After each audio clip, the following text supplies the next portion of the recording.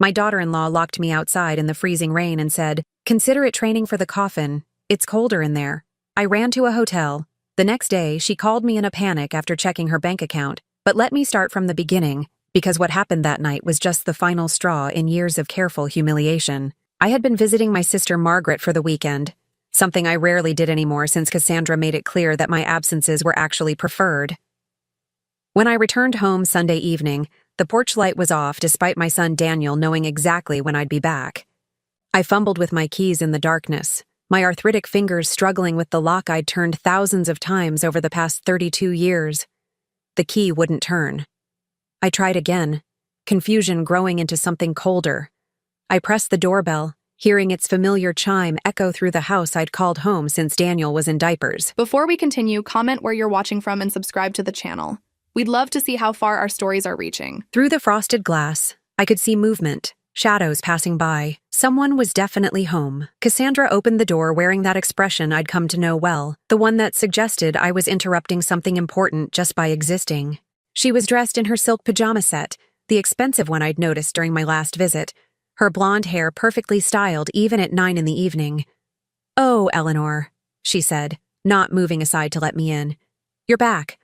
The February wind cut through my wool coat as I stood there, waiting for her to step back, to welcome me into what had been my home for over 3 decades. Instead, she remained firmly planted in the doorway, her manicured hand gripping the doorframe.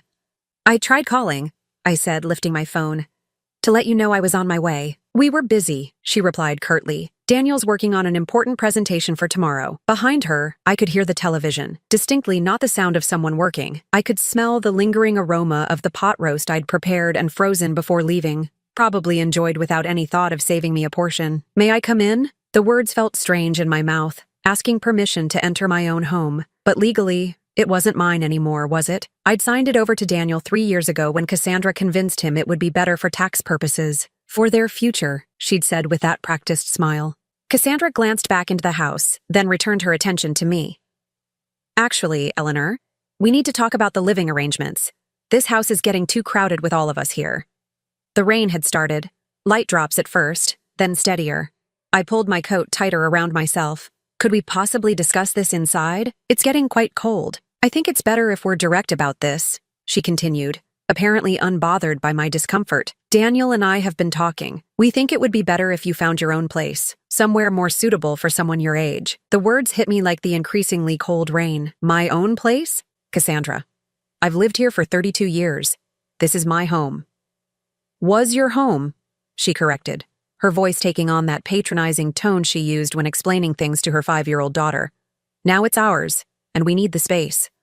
We're planning to expand Daniel's home office, maybe add a proper guest room for when my parents visit." My parents, never our parents, never acknowledging that I was family too. "Where am I supposed to go?" I asked, my voice barely audible over the rain that was now coming down harder. Cassandra shrugged, a gesture so casual it felt like a slap. "There are plenty of nice senior communities around here. Places where you'd be around people your own age, with activities and support. It would probably be better for you anyway." The rain was soaking through my coat now, running down my face, mixing with what might have been tears. I couldn't tell anymore. "Could I at least get some clothes? My medications?" "I've already packed a bag for you," she said, reaching behind the door and producing a small overnight case. "Your medications are in there too. I figured it would be easier this way. Less dramatic, as if my displacement from my own home was merely an inconvenience to be managed efficiently. What about my things? My furniture, my photographs, my books? We'll sort through all that later." Cassandra waved dismissively. "Most of it probably needs to be donated anyway. Daniel says you have too much clutter." I took the overnight bag with trembling hands, the weight of it nothing compared to the weight in my chest.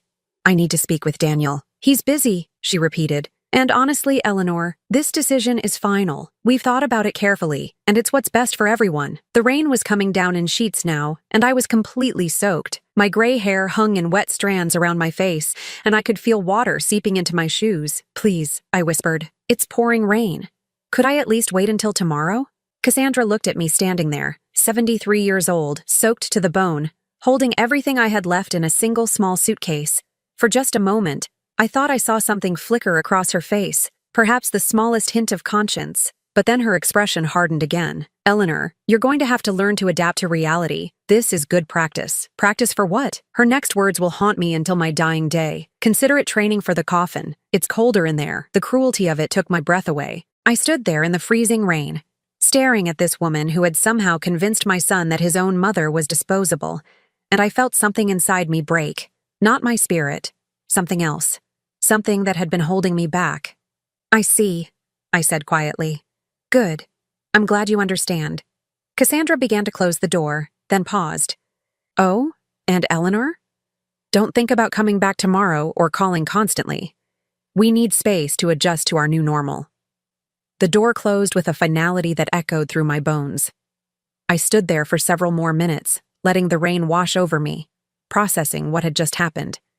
32 years of memories, of building a life, of raising my son in this house, dismissed as easily as yesterday's newspaper. Finally, I walked to my car, threw my overnight bag in the back seat, and sat behind the wheel with water dripping from my clothes onto the leather seats Daniel had helped me pick out just 2 years ago. I drove to the Marriott downtown, the same hotel where Daniel and Cassandra had held their wedding reception 6 years ago.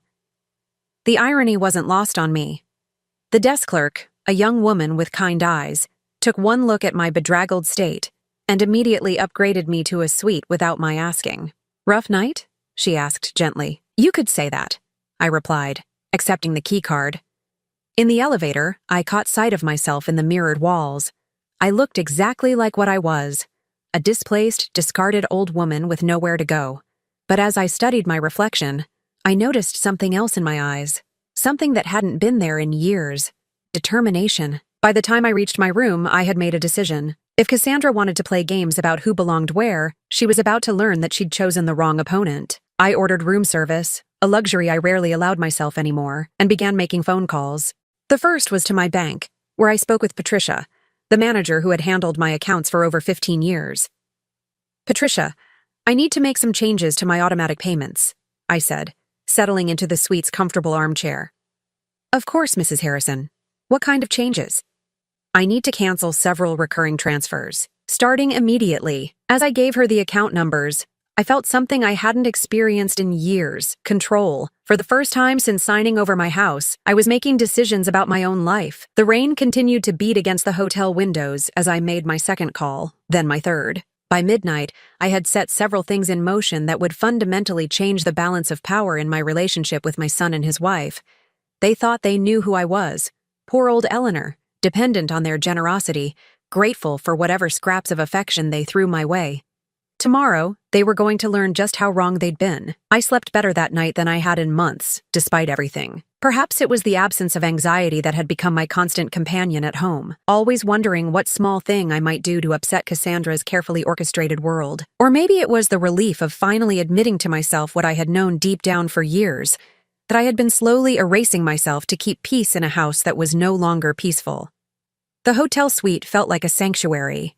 No one commenting on my morning routine, no sighs of exasperation when I made my tea, no subtle rearranging of my belongings to more appropriate locations. I could breathe without measuring each breath against someone else's expectations. Around 9 in the morning, my phone rang. Daniel's name appeared on the screen, and my heart clenched with that familiar mixture of love and disappointment that had become my default response to my son. Mom, where are you? His voice sounded strained, tired. Cassandra said you left last night. Left, as if it had been my choice. I'm at the Marriott downtown, I said, keeping my voice neutral. The hotel? Mom, what are you doing at a hotel? Why didn't you just go to Aunt Margaret's?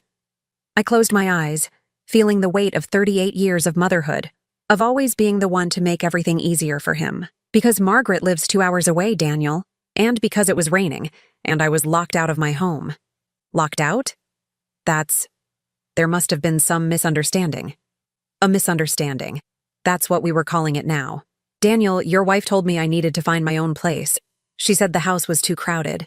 She handed me an overnight bag and told me not to come back. Silence on the other end of the line. I could picture him processing this, trying to find a way to make it my fault, or at least not entirely Cassandra's. It was a skill he'd developed over the years of marriage, the mental gymnastics required to maintain peace with his wife, while not completely abandoning his mother. She mentioned you two had discussed this, I continued, about me moving to a senior community. We have talked about options for the future, he admitted, his voice growing smaller. But not like this, not so suddenly. Options for my future. Discussed without me, decided without my input. I felt that familiar ache in my chest. The one that came from loving someone who saw you as a problem to be solved, rather than a person to be cherished. I see, I said quietly. Mom, look, maybe we can work something out. Let me talk to Cassandra. I'm sure we can find a compromise. A compromise? Like allowing me to exist in my own home was a negotiation point. I need some time to think, Daniel. Okay, but don't do anything drastic. We're family. We'll figure this out. After we hung up, I sat in the suite's living area, looking out at the city I'd called home for over 4 decades. I thought about the word family and what it had come to mean in my life. Family used to mean Sunday dinners where my opinion mattered, where my stories were welcomed, where my presence added something rather than detracted from it. It used to mean Daniel calling just to hear my voice, asking for my advice, sharing his dreams and fears. When had that changed? When had I become the outsider in my own family? The answer came to me with uncomfortable clarity. It had happened gradually, so slowly I hadn't noticed until it was complete. It started with small suggestions from Cassandra about how things could be improved. My cooking was too heavy for modern tastes. My decorating style was dated. My friends were too loud when they visited. My television shows were inappropriate for when little Emma was around. Each criticism came wrapped in concern for my well-being or the family's harmony. And like a fool, I had tried to accommodate every suggestion, thinking that if I could just be less of whatever she found objectionable, I could earn my place back. But there was no earning a place I'd already had by right. I was Daniel's mother. This had been my home for 3 decades. I had rights that weren't subject to Cassandra's approval. That's when I began to really examine what I'd been doing for the past 3 years, ever since signing over the house. What story had I been telling myself about our arrangement? I had convinced myself that I was being generous, helpful, that my contributions to the household were gifts freely given to support my son's young family. But sitting there in that hotel room, I began to see the truth more clearly. I hadn't been helping them. I had been enabling them to treat me like a burden while secretly being their primary means of support. The mortgage payments, for instance. When I'd signed over the house, Daniel and Cassandra had taken on the mortgage, a substantial monthly payment of $1,800 that stretched their budget thin. Within 6 months, I had quietly begun making those payments myself, telling them it was my way of contributing to household expenses since I wasn't paying rent. But it hadn't stopped there. There were the property taxes, which I'd taken over temporarily when Daniel's commissions had a slow quarter. The homeowner's insurance, which I'd switched to my account when Cassandra mentioned how tight things were getting. The utility bills during the winter months when heating costs skyrocketed. One by one, I had taken on these financial responsibilities while allowing them to believe they were doing me a favor by letting me live there. I had subsidized their lifestyle while accepting their charity. The grocery bills alone would have shocked them if they'd known. I did all the shopping, all the cooking, all the meal planning. When they had friends over for dinner, I prepared elaborate meals and then quietly ate in my room so as not to intrude on their entertaining. When Emma needed school supplies or clothes, I picked them up without being asked and never mentioned the cost. Their car payments, their credit card bills when things got tight, their vacation fund, I had quietly contributed to all of it, telling myself I was investing in my family's happiness. But what had I received in return? A bedroom that I wasn't allowed to decorate to my taste, house rules about when I could use the kitchen, when my friends could visit, when I could watch television in the living room, permission-based living in my own home. I pulled out my phone and began scrolling through my banking app, adding up the numbers I'd been too afraid to calculate before. The total took my breath away. Over the past 3 years, I had paid nearly $68,000 to support a household where I was treated like an unwelcome guest. $68,000 of my late husband's life insurance money, the nest egg that was supposed to ensure my security in retirement. Money I'd spent buying tolerance for my presence in a home I'd legally given away. My hands were shaking as I set the phone down. How had I let this happen? When had I become so afraid of being alone that I'd pay any price to avoid it? The answer was painfully simple. I'd been grieving. When Robert died 4 years ago, I'd been lost, desperate not to lose anyone else. When Daniel suggested I move in with them, it had seemed like a lifeline. When Cassandra's suggestions turned into demands, I'd complied rather than risk losing my connection to my son and granddaughter. But I hadn't been preserving that connection. I'd been paying for the illusion of it. My phone buzzed with a text from Cassandra. Eleanor, Daniel is upset about our conversation last night. I hope you understand this isn't personal. We just need space to grow as a family. I stared at that message for a long time, not personal, as if my displacement from my home was merely a practical matter, like rearranging furniture.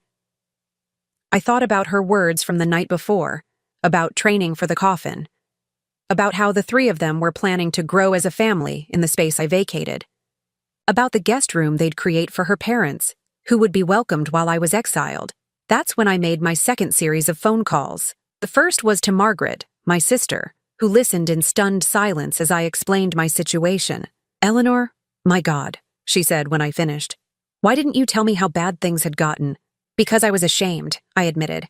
"Because I thought if I tried harder, if I made myself smaller, if I contributed more, things would get better." "Honey, you've been financially abused. Do you realize that?" The words hit me like a physical blow. Financially abused by my own son and his wife.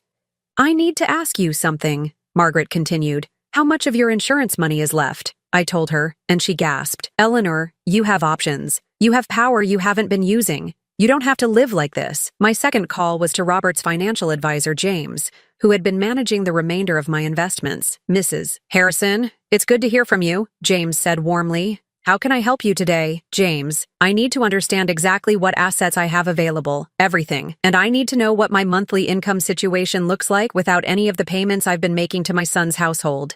As James pulled up my accounts and began running numbers, I felt something I hadn't experienced in years: clarity. When he finished, I sat back in amazement. Even after 3 years of subsidizing Daniel and Cassandra's lifestyle, I had substantial resources. My monthly income from investments and Social Security was more than enough to live comfortably on my own. I had been playing the role of dependent family member while having complete financial independence. "Mrs. Harrison, may I ask what's prompted this review?" James asked gently. "I'm planning some changes," I said, "and I want to make sure I understand all my options." That afternoon, I went shopping. Not for necessities, for clothes I actually liked, a few books I'd been wanting to read, some expensive chocolates just because I could. I bought myself a beautiful cashmere sweater in a color Cassandra had once told me was too young for someone my age. For the first time in 3 years, I spent money on myself without guilt, without calculating whether I could afford it after taking care of everyone else's needs first.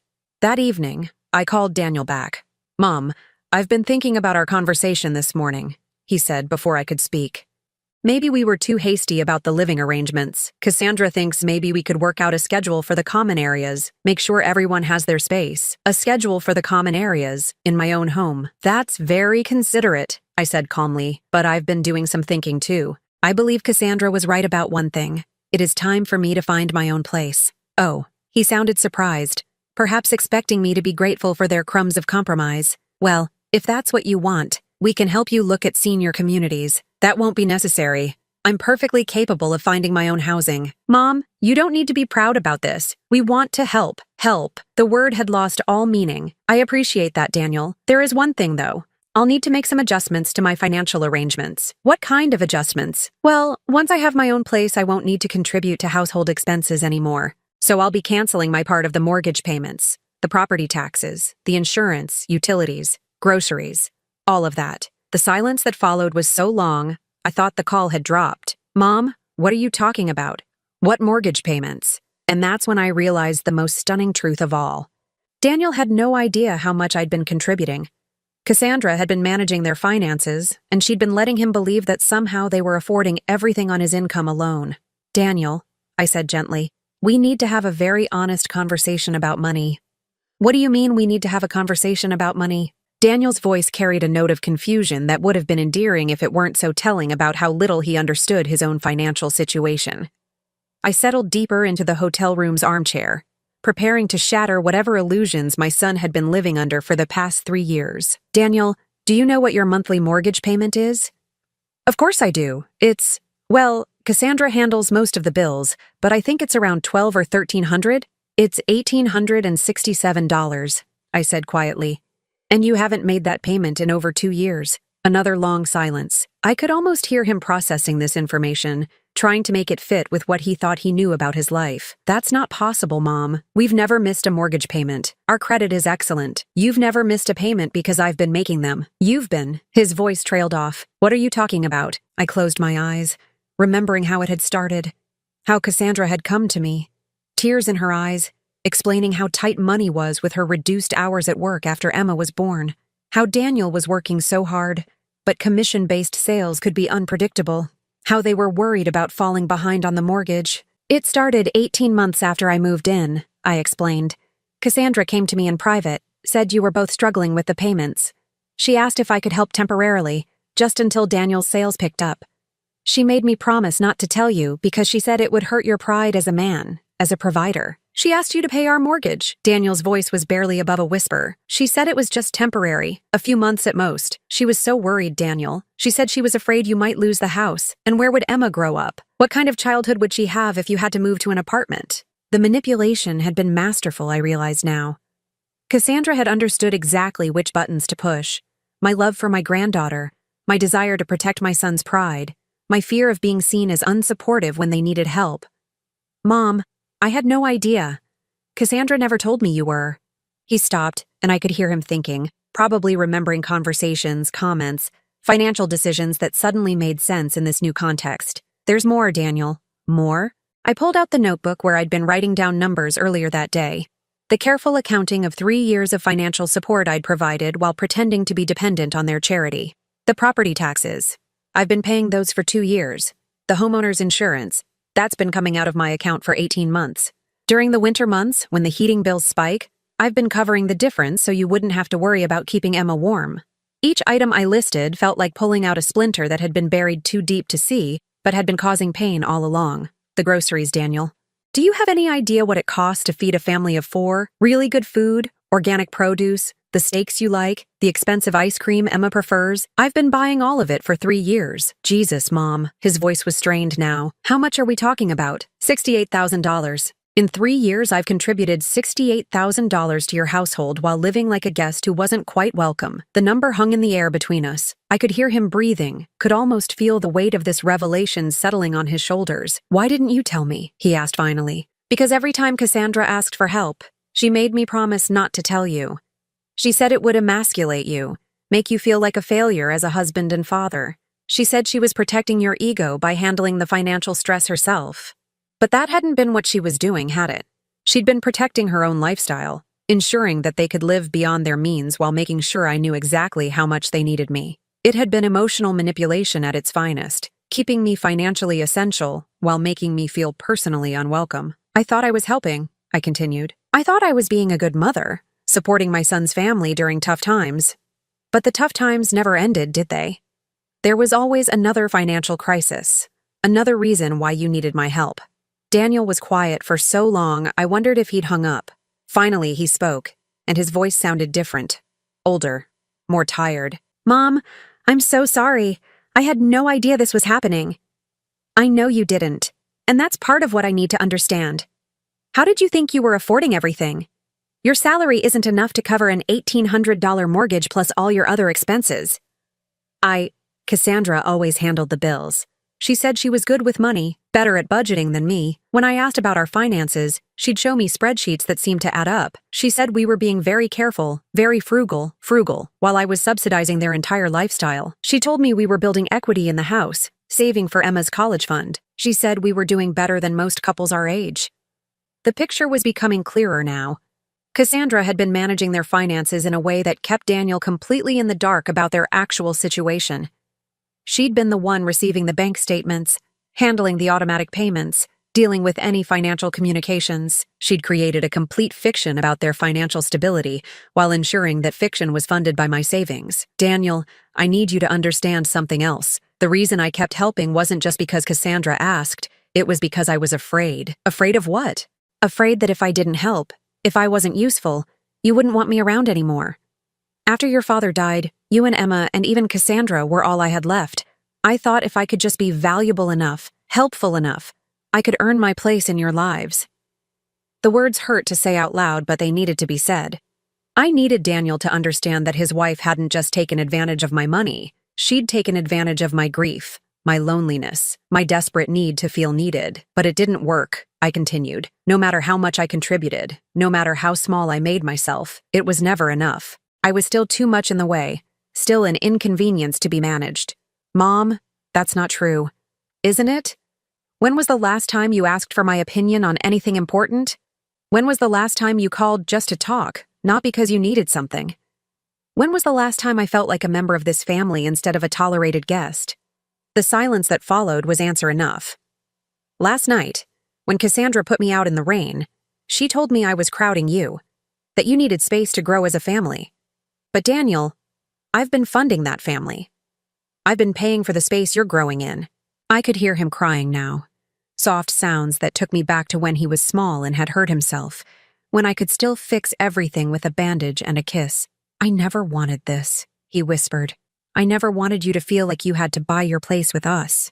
"I know you didn't, but that's what happened anyway." We sat in silence for several minutes, both of us processing the weight of what had been revealed. Finally, Daniel spoke again. "What happens now?" It was a good question. What did happen now? I had spent 3 years building a foundation for their life with my money while accepting scraps of affection in return. I had enabled them to treat me poorly by making myself financially indispensable while pretending to be personally dispensable. "Now I stop," I said simply.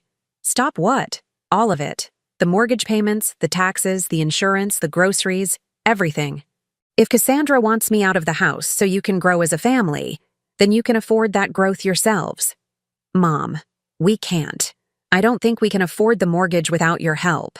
And there it was, the truth that had been hidden beneath 3 years of careful financial manipulation. They couldn't afford their lifestyle. They'd been living beyond their means, supported by a woman they treated as an unwelcome burden. "Then you'll need to figure something out," I said, and I was surprised by how calm my voice sounded.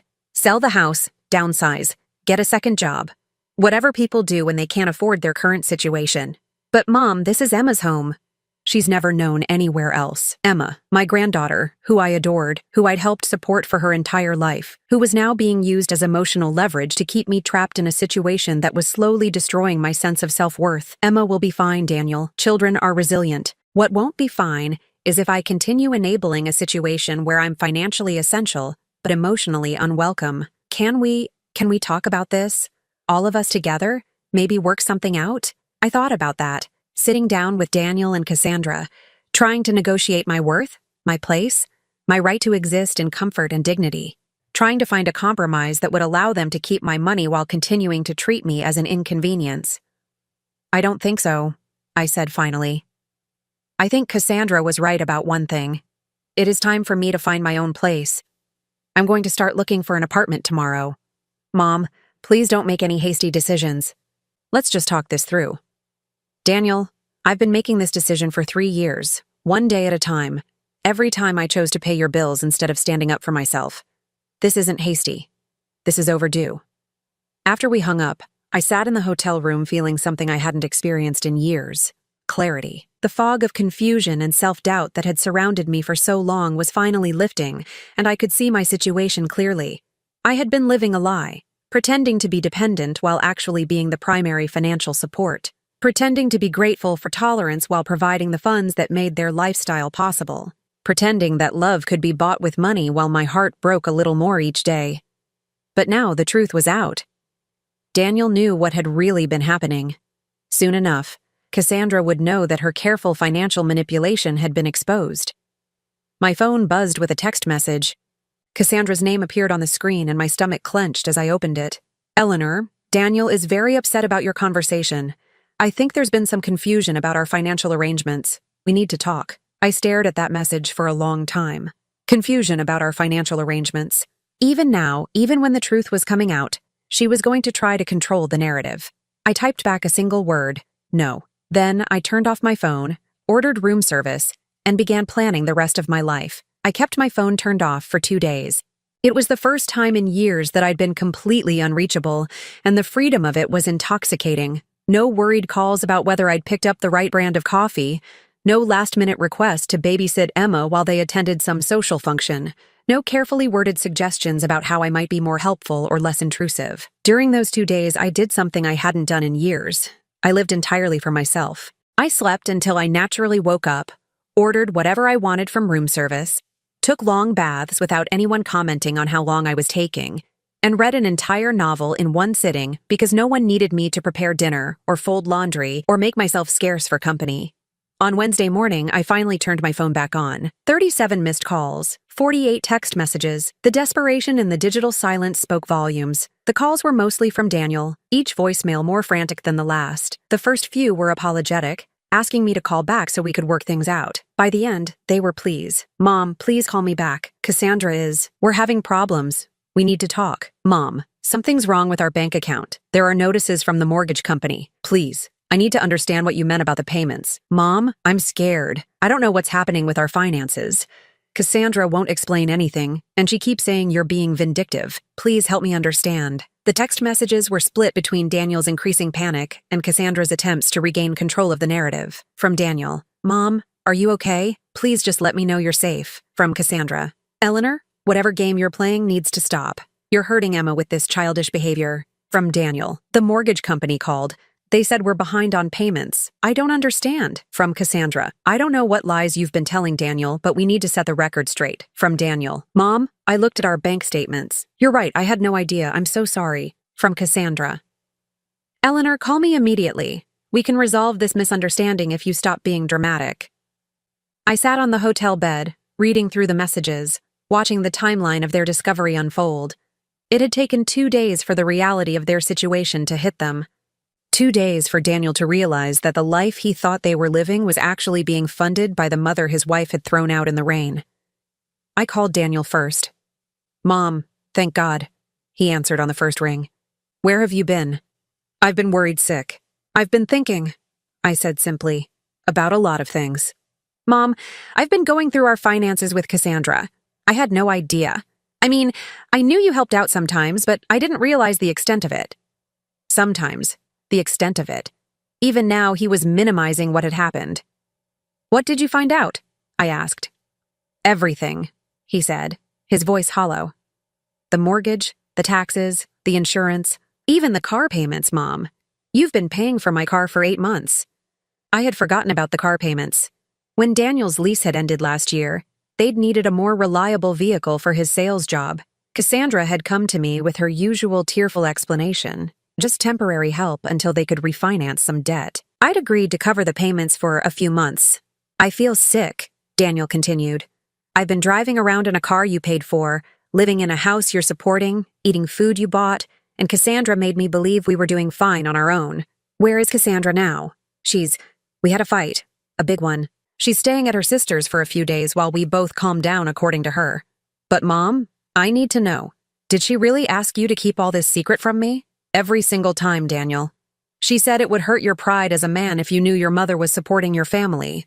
She said she was protecting your ego. My ego, he repeated bitterly. She was protecting my ego while spending your retirement money. It wasn't just about the money, though. It was about how she made me feel, like I had to earn my place with you by being useful, like my value to this family was measured in dollars contributed. That's not how I see you, Mom. That's not how I've ever seen you. But you let her treat me that way. For 3 years, Daniel, you watched your wife systematically diminish me, push me out of family decisions, make me feel unwelcome in my own home, and you did nothing to stop it. The silence that followed was painful but necessary. Daniel needed to confront his own role in what had happened. It wasn't enough for him to claim ignorance about the finances. He had been willfully blind to my emotional mistreatment as well. You're right, he said finally. I was a coward. I kept telling myself that Cassandra was just particular about her space, that she needed time to adjust to having you live with us. I made excuses because it was easier than confronting her. And what happens now? I don't know. Everything feels like it's falling apart. Without your help, I don't think we can afford the house payments, and I don't even know if I want to be married to someone who could manipulate both of us like this. I felt a pang of sympathy for my son, followed immediately by frustration. Even now, he was looking to me to fix the problem Cassandra had created. Daniel, you're going to have to figure out your marriage and your finances without my help. I'm not going to enable this situation anymore. I understand. I do. But Mom, what about Emma? She's innocent in all this. She loves you so much, and she doesn't understand why Grandma suddenly disappeared. There it was, the emotional manipulation that had kept me trapped for so long. Emma, my granddaughter, who I loved more than life itself, being used as leverage to keep me funding a lifestyle I couldn't afford to maintain. Emma is your daughter, Daniel. If you want her to have a relationship with me, you'll need to create an environment where that can happen. But I won't buy my way back into her life. That's not what I'm asking, isn't it? Because every time I've tried to establish boundaries over the past 3 years, someone has reminded me about Emma, about how important I am to her, about how much she needs her grandmother, about how selfish it would be for me to disrupt her stability. I could hear him crying again, soft sounds that broke my heart, but didn't change my resolve. Mom, I'm going to make this right. I don't know how yet, but I'm going to fix this. You can't fix 3 years of financial dependence overnight, Daniel. And you can't fix your marriage by throwing money at it, especially money you don't have. After we hung up, I sat in the hotel room for a long time, processing the conversation. Daniel was beginning to understand the magnitude of what had happened, but understanding and change were two different things. An hour later, my phone rang again. This time it was Cassandra. Eleanor, I think we need to have an honest conversation. Do we? Yes. Daniel is being very emotional about all this, and I think some things have gotten blown out of proportion. Even now, she was trying to minimize what she'd done. Blown out of proportion. Which things, specifically? Well, this idea that I somehow forced you to help us financially. You offered to help, Eleanor. Multiple times, and we were grateful for it. The rewriting of history was breathtaking in its audacity. I offered because you asked, Cassandra. You came to me crying about how you couldn't afford the mortgage, how Daniel would be devastated if he knew how bad your finances were. I may have asked for temporary assistance occasionally,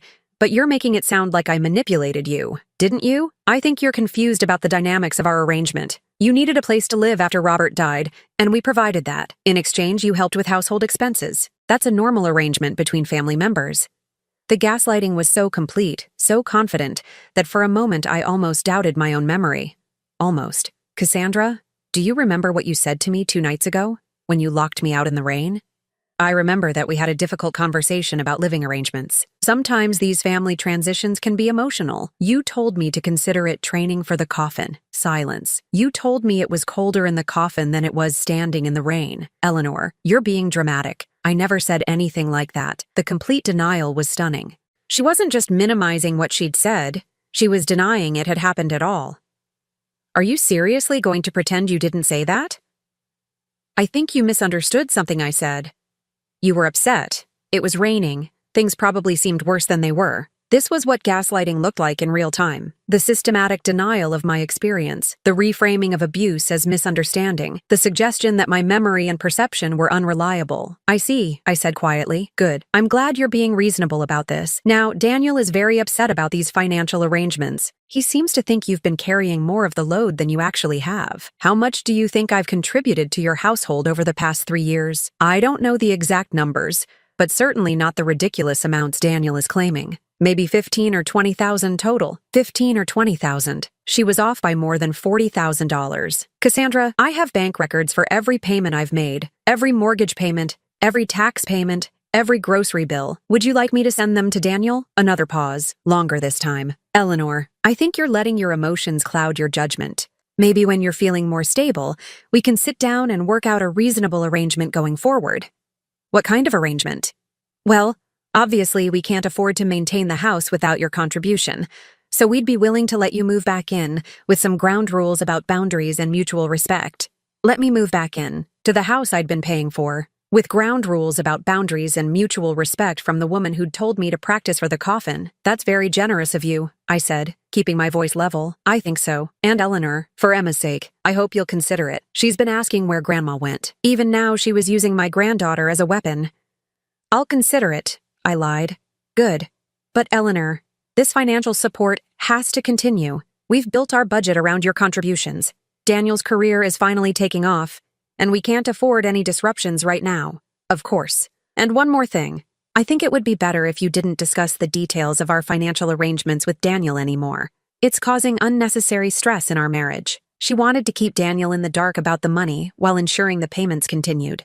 She wanted me to go back to being the invisible financial foundation while accepting whatever emotional scraps she chose to throw my way. I understand, I said. Wonderful. When can you move back in? Let me think about it, I said. I'll call you tomorrow with my decision. After I hung up, I sat in the quiet hotel room, marveling at what I'd just experienced. Cassandra had managed to rewrite 3 years of financial manipulation as normal family support, deny saying something viciously cruel just 2 days ago, and then demand that I continue funding their lifestyle while keeping quiet about it. It was masterful manipulation, and it might have worked if I were still the grieving, desperate woman who had moved in with them 3 years ago. But I wasn't that woman anymore. I picked up my phone and started making calls. First to the mortgage company, then to the insurance company, then to the bank that handled the automatic payments for the property taxes. By the time I was finished, every single financial contribution I'd been making to their household had been permanently canceled. Then I called a real estate agent I'd found online and made an appointment to look at apartments the next day. Cassandra thought she could manipulate me back into my cage with promises and threats. She was about to learn that some doors, once opened, can never be closed again. The phone calls started at 6 in the morning. 3 days after I'd canceled all the automatic payments, I was sitting in a charming one-bedroom apartment across town, signing a lease that would give me something I hadn't had in years, a space that was entirely mine. My phone buzzed against the coffee table. Cassandra's name flashed on the screen. "Eleanor, what have you done?" Her voice was no longer carefully modulated, no longer sweetly manipulative. This was pure panic. "Good morning to you too, Cassandra. Don't play games with me. The mortgage payment didn't go through. The insurance company called asking about a canceled policy. What the hell is going on?" I finished signing the lease agreement and handed it back to Mrs. Chen, the elderly Chinese woman who owned the building. She smiled warmly at me, completely unaware that she was witnessing the moment I reclaimed my life. "I told you I was considering your offer," I said calmly into the phone. "I've decided not to accept it. You can't just stop the payments, Eleanor. We have a legal obligation to the bank." "You have a legal obligation. Your name is on the mortgage, not mine. But you've been paying it for 2 years. And now I'm not. That's what happens when financial arrangements change."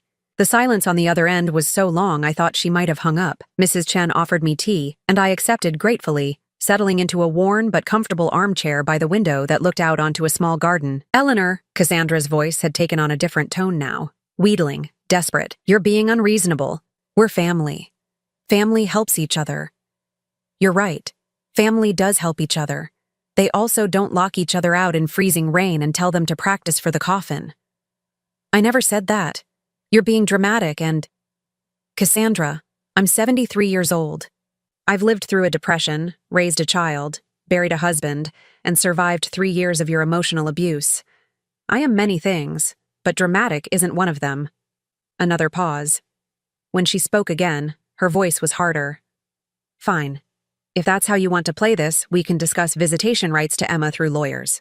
There it was, the nuclear option, using my granddaughter as a weapon to force my compliance. "That's your choice," I said quietly. "But Cassandra, if you want to explain to a family court judge why you think it's appropriate to deny a child access to her grandmother because the grandmother stopped paying your bills, I'd be very interested to hear that conversation." I could hear her breathing heavily on the other end. "You're destroying this family, Eleanor." "No, Cassandra. I'm saving myself. There's a difference." After I hung up, I sat in my new apartment, looking around at the space that would be mine by the end of the week. It was smaller than what I'd been used to, but it was enough. More importantly, it was mine to decorate, mine to live in, mine to invite friends to without asking permission. Mrs. Chen returned with tea and homemade cookies. "You look sad," she observed in her gentle way. "Moving is always hard, even when it's good." "I'm not sad," I said, surprised to realize it was true. "I think I'm actually relieved." "Ah, that makes sense. Sometimes we carry heavy things for so long we forget how much they weigh until we put them down." Her words stayed with me as I spent the rest of the day shopping for furniture. Simple, comfortable pieces that reflected my taste rather than someone else's idea of what was appropriate for a woman my age. I bought a bright yellow reading chair that Cassandra would have declared too cheerful for someone elderly, and a set of colorful dishes that made me smile. That evening, Daniel called. "Mom, Cassandra told me about your conversation this morning. She's really upset. I imagine she is. She says you're trying to destroy our marriage." "Daniel, your marriage was built on a foundation of financial lies and emotional manipulation. If removing my subsidy destroys it, then it was never as strong as you thought it was. But what are we supposed to do? We can't afford the house payments. We can't afford any of this without your help." I felt that familiar tug in my chest, the desire to fix his problems, to make everything easier for him. But that impulse had cost me my dignity, and nearly $70,000. I wouldn't let it cost me any more. "You do what every other couple does when they can't afford their lifestyle," I said gently. "You make changes."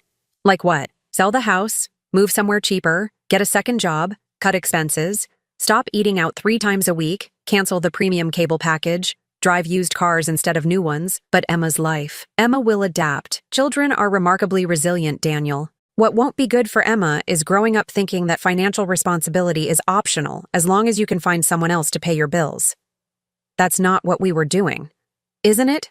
For 3 years, you lived beyond your means because I was secretly covering the difference. Now you're upset because I've stopped enabling that. I could hear him crying again, and my heart ached for him. But love sometimes means allowing people to face the consequences of their choices. Mom, I know we made mistakes. I know, Cassandra. I know she treated you badly. But can't we work something out? Can't we find a way to fix this?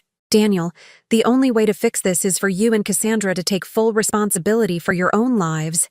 I can't keep being your secret safety net while being treated like an unwelcome burden. What if? What if things were different? What if Cassandra apologized? What if we made sure you felt welcome and respected? Then you would have a marriage worth saving and a life worth living. But you can't buy that with my money, Daniel. You have to build it yourselves. After we hung up, I made myself dinner in my hotel kitchenette, a simple meal that no one criticized or made suggestions about. I was reading when my phone rang again, this time from a number I didn't recognize. Is this Eleanor Harrison? Yes. Mrs. Harrison, this is Tom Bradley from First National Bank. I'm calling about the mortgage on 47 Maple Street. My stomach clenched. What about it? We show that the automatic payment was canceled, and we haven't received this month's payment. The account holders, Daniel and Cassandra Morrison, listed you as a reference. Are you able to help us reach them? They live at that address, I said. If they're not answering their phone, I can't help you reach them. I see. Mrs. Harrison, our records show that the payments have been coming from your account for the past several years. Is there some confusion about who's responsible for this loan? No confusion at all. The loan is in Daniel and Cassandra Morrison's names. They are legally responsible for it. I was helping them temporarily, but that arrangement has ended. I understand. We'll continue trying to reach the Morrisons directly. Thank you for your time. After I hung up, I felt a strange mixture of sadness and satisfaction. The bank was already trying to collect. It had taken less than a week for reality to catch up with Daniel and Cassandra's fantasy life. The next morning brought more calls. First from Daniel, then from Cassandra, then from Daniel again. I let them all go to voicemail. When I finally listened to the messages, the progression was fascinating. Daniel's first message, Mom, the bank called. They want to know about the missed payment. Can you call me, please? Cassandra's message, Eleanor, I don't know what you think you're accomplishing, but this is affecting an innocent child. You need to reconsider your decision. Daniel's second message, Mom, they're talking about late fees and credit impacts. Please, can we work something out? The third call came from a number I didn't recognize, but when I answered, I heard a familiar voice. Eleanor? This is Janet, Cassandra's sister. I remembered Janet from various family gatherings, a quieter version of Cassandra, with the same blonde hair, but less of the edge. Hello, Janet. Eleanor, I hope you don't mind me calling. Cassandra is staying with me, and she's pretty upset about everything that's happening. I imagine she is. She told me about the financial situation, and I have to say I'm shocked. I had no idea you'd been supporting them so extensively. This was interesting. Cassandra had confided in her sister, but apparently not the whole truth. What exactly did she tell you? She said you'd been helping with some bills, but when you moved out, you decided to stop helping, and now they can't afford the house. She made it sound like you were being vindictive. That's one way to look at it. But that's not the whole story, is it?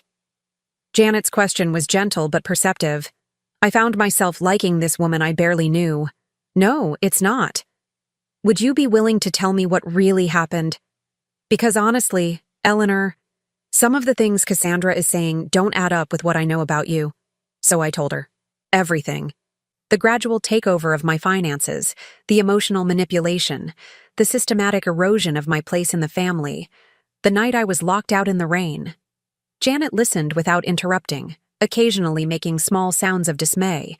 When I finished, there was a long silence. Oh my God, Eleanor, I'm so sorry. I had no idea. Most people didn't. Cassandra is very skilled at managing perceptions. She's my sister and I love her. But what you're describing, it's abuse, financial and emotional abuse. It was the second time someone had used that word about my situation, and hearing it from Cassandra's own sister made it feel more real somehow. I've been trying to get her to see that she needs to take responsibility for this situation, Janet continued. But she keeps insisting that you're just being spiteful because you didn't like the living arrangements. What do you think? I think my sister has some serious problems with manipulation and control that she's never addressed, and I think you did the right thing by getting out of that situation. Even if it means Daniel and Cassandra might lose the house? Eleanor, they're adults. They made choices that led to this situation. The fact that they relied on secretly using your money to live beyond their means isn't your fault. After we hung up, I felt something I hadn't expected, validation from someone within Cassandra's own family. Janet saw the situation clearly, without the emotional complications that clouded Daniel's judgment. That afternoon, I moved into my new apartment. As I arranged my belongings in spaces that were entirely mine, I felt a peace I hadn't experienced in years. The yellow reading chair looked perfect by the window. My books filled a small bookshelf without anyone suggesting I should donate the ones I wouldn't read again. My photographs sat on my mantel without being relocated to more appropriate spots. As the sun set on my first day in my new home, my phone rang one more time. Daniel's name appeared on the screen. "Mom, we need to talk. All of us. Together." "I don't think that's a good idea, Daniel. Please, just hear us out. Cassandra wants to apologize. She realizes she made mistakes, and she wants to make things right." I looked around my peaceful apartment, at the life I was building for myself, and felt the weight of decision. Part of me wanted to believe that Cassandra could change, that my family could be healed. But a larger part of me knew that some bridges once burned could never be rebuilt. "What kind of apology?" I asked. "She wants to sit down with you and acknowledge what she did wrong. She wants to work out a new arrangement where you're treated with the respect you deserve. And the money? We know we need to figure out our finances ourselves.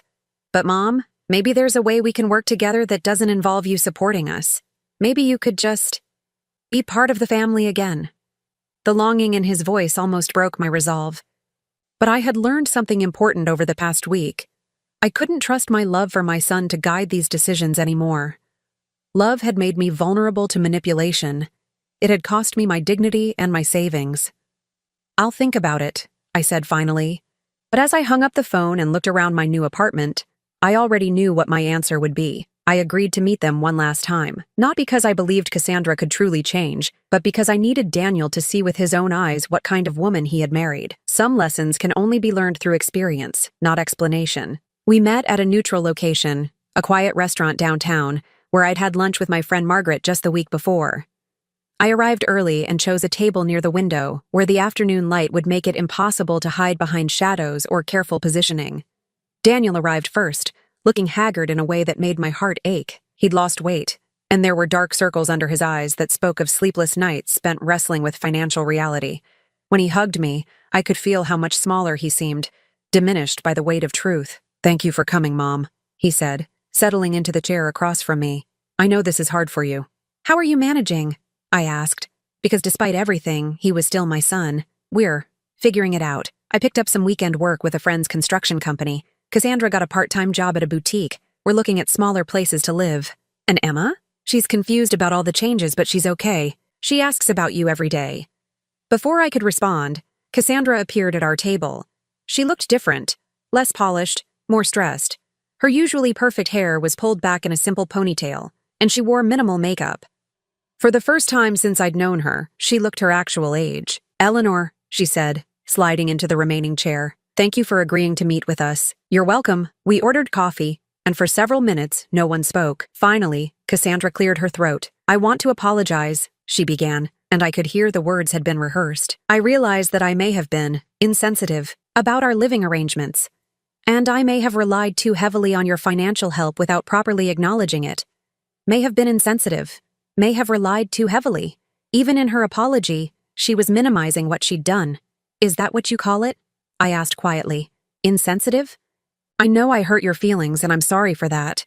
I was stressed about our finances, and I probably took that stress out on you unfairly. Took that stress out on me, as if systematically destroying my sense of worth and belonging was just a matter of displaced anxiety. Cassandra, do you remember what you said to me the night you locked me out?" She glanced at Daniel, then back at me. "I remember we had a difficult conversation. I may have said some things I didn't mean." "What specifically did you say?" I don't remember exactly. Like I said, it was a difficult time. The denial was so complete, so confident, that I almost marveled at it. But Daniel was watching this exchange carefully, and I could see understanding dawning in his eyes. "You told me to consider standing in the rain as training for the coffin," I said clearly. "You told me it was colder in the coffin." Cassandra's face went pale, but she maintained her composure. "Eleanor, I would never say something like that. You were upset and cold. Maybe you misunderstood something. Did I misunderstand the $1,800 mortgage payments too? Did I misunderstand the property taxes and insurance payments? Did I misunderstand the grocery bills and car payments and utility bills? Those were arrangements we made together. You offered to help, and we were grateful. I offered because you asked. You came to me crying about how you couldn't afford things, how Daniel would be devastated if he knew how bad your finances were. You made me promise not to tell him because it would hurt his pride. Daniel's head snapped toward his wife. You asked her not to tell me? Daniel, you don't understand the context. You kept me in the dark about our own finances while my mother paid our bills. It was temporary. It was supposed to be temporary. For 3 years, Cassandra. 3 years of lying to me about what we could afford, about how we were managing our money. I was protecting you. You were protecting yourself, I interrupted. You were protecting your lifestyle. You wanted to live beyond your means, and you found a way to do it while keeping Daniel ignorant about the cost. Cassandra's carefully constructed composure began to crack. You don't understand the pressure I was under. Daniel's income was inconsistent, and we had Emma to think about. I was trying to hold everything together by using me, by accepting help that was offered. Help that you manipulated me into offering by making me feel guilty and afraid of losing my place in Daniel's life. The truth hung in the air between us. Cassandra looked at Daniel, clearly expecting him to defend her, to minimize what had happened, to find a way to make this my fault. Instead, Daniel looked at his wife with eyes that seemed to be seeing her clearly for the first time. Cassandra, did you really ask Mom to keep the financial arrangements secret from me? I was trying to preserve your dignity. By lying to me? By letting me think we were managing fine when my mother was secretly supporting us? You wouldn't have accepted her help if you'd known the extent of it. You're right. I wouldn't have. And that should have told you something about whether it was the right thing to do.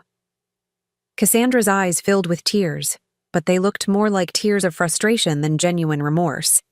Daniel, you're not being fair. I did what I thought was best for our family. Our family? Daniel repeated slowly. Mom is part of our family too, but you treated her like an employee, a secret employee whose services you wanted to keep while making sure she knew she wasn't really welcome. That's not true, isn't it? Mom, where were you planning to sleep when you came back from visiting Aunt Margaret? I looked at him in confusion. In my room. Where else would I sleep? There is no room anymore, Daniel said quietly. Cassandra converted your bedroom into her office while you were gone. She bought a desk, had the walls painted, moved all your things to boxes in the garage. The blood drained from my face. You turned my room into an office? Cassandra shifted uncomfortably. We needed the space. I've been working from home more, and the dining room table wasn't suitable for meetings with clients. So you eliminated my bedroom while I was visiting my sister, and then when I came home, you told me I needed to find my own place. It wasn't like that. What was it like, Cassandra? Daniel's voice was harder now.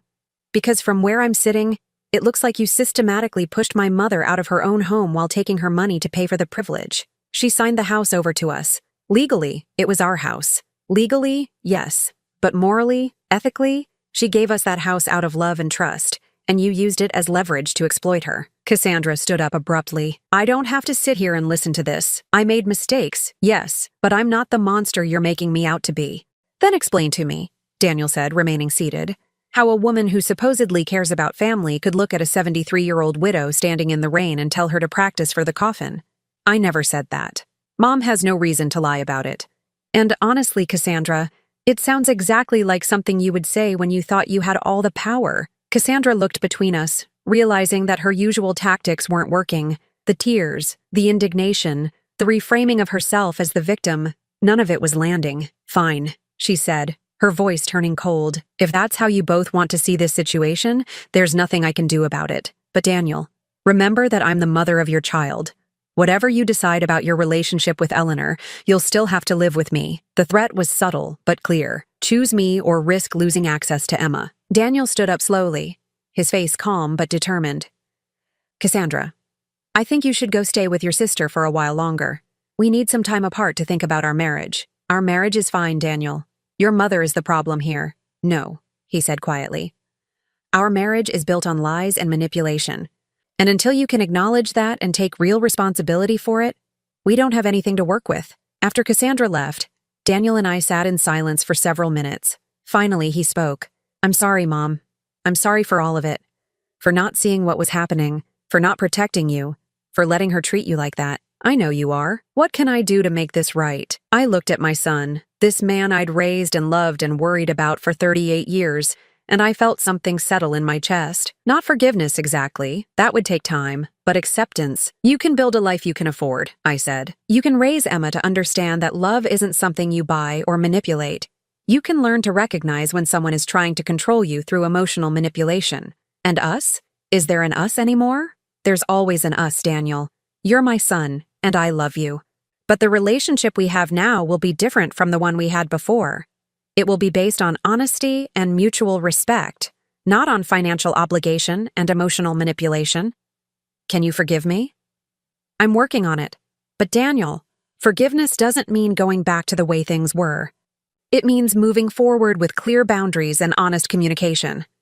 He nodded, tears running down his cheeks. I understand. 6 months later, I received a card in the mail. It was a photo of Emma at her 6th birthday party, blowing out candles on a homemade cake. On the back, Daniel had written, "Emma misses you every day. So do I. When you're ready, we'd love to have you back in our lives. No strings attached." I looked at the photo for a long time, studying my granddaughter's face, remembering all the birthdays I'd celebrated with her before everything fell apart. She looked happy in the picture, surrounded by friends in what appeared to be a modest apartment. That evening I called Daniel. "I got Emma's birthday photo," I said when he answered. "I hoped you would. She picked it out herself. How are you doing?" "Better. It's been hard, but we're managing. Cassandra and I are divorced now. She moved back to her parents' place in Arizona. And Emma, she's adjusting. She spends time with Cassandra during school breaks, but she lives with me. She asks about you constantly." "I'd like to see her," I said. "But Daniel, I need you to understand that I won't go back to being the family bank account. I won't subsidize anyone's lifestyle ever again." "I understand. And Mom? I wouldn't ask you to. I've learned to live within my means. It's actually been liberating, knowing that what we have is really ours." We met at a park the following Saturday. Emma ran toward me with the uncomplicated joy that only children possess, and when she threw her arms around me, I felt something heal in my chest that I hadn't even realized was broken.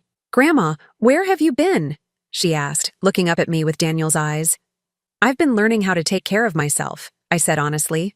"Daddy says you live in your own apartment now and you have a yellow chair." "I do. Would you like to see it sometime?" "Can I?"